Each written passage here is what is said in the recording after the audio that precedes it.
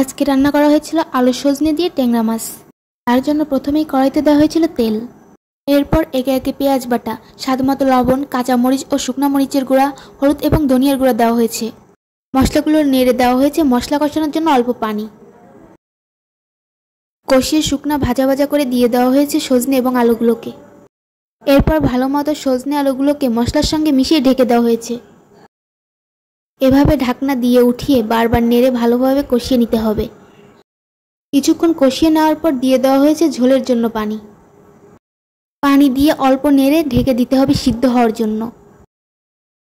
কিছুক্ষণ পর ঢাকনা উঠিয়ে দিয়ে দিতে হবে মাছগুলো।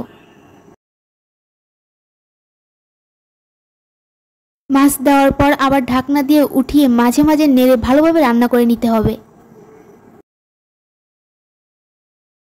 রান্না শেষ হয়ে গেলে সজনে ডাঁটার তরকারিটা দেখতে ঠিক এরকমই হবে। খেতেও কিন্তু মজার।